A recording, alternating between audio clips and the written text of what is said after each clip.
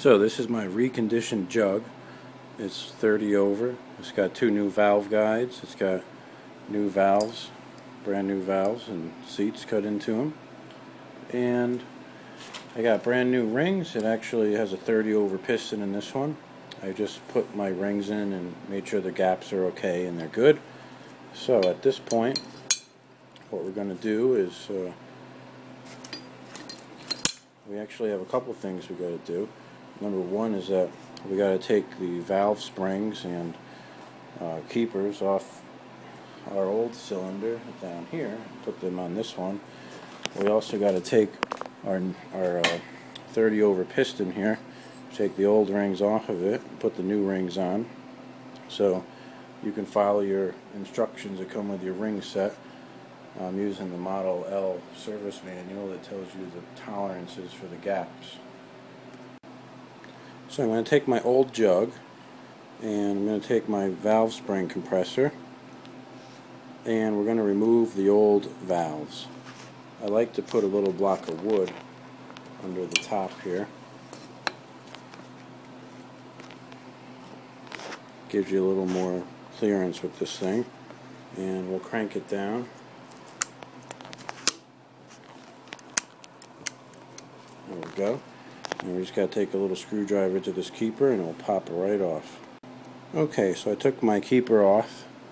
And now there goes the spring, which fell on the floor somewhere.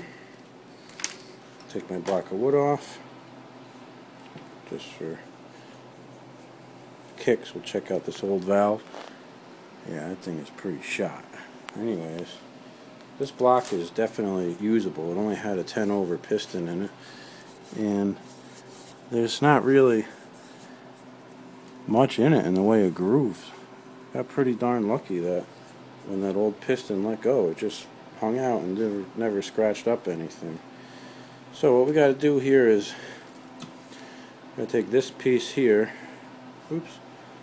this piece here off the bottom of this valve, put it onto the new motor, and do the same thing for both valves, and then reassemble.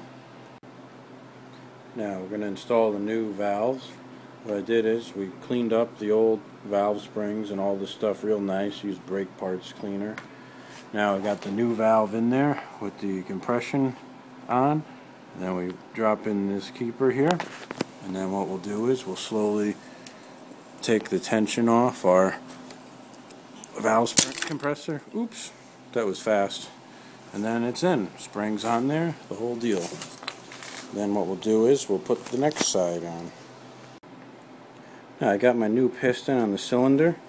I'm going to put this ring compressor over it, and I'm going to put some oil down in there, and I'm going to tap the piston into the cylinder. Then we're going to carry the whole jug over there, and we're actually going to have the piston stick out the bottom of the jug a little bit, and then we'll put this piston pin into the rod. Okay, so now you use the bottom of a hammer handle and you tap that piston in. Use a lot of oil and it'll go in. So now I've got the piston into the bore. So what we're going to do is we're going to push it out the bottom, make sure that it doesn't go all the way out the bottom, just enough to get the wrist pin in. Then we're going to carry it over to the tractor and hook it up to the connecting rod. What I've done here, I've got the piston out the bottom of the cylinder. I've got the piston pin partially in, and we're going to drop it over that rod. Okay, now we've got our jug pressed onto our cylinder. We're just going to install our 4 nuts and bolts. Then we're going to come over here and we're going to set our valve clearances. And, you know, she looks pretty good. Heck of a lot better than what we had before. And after that, we're just going to put the head on.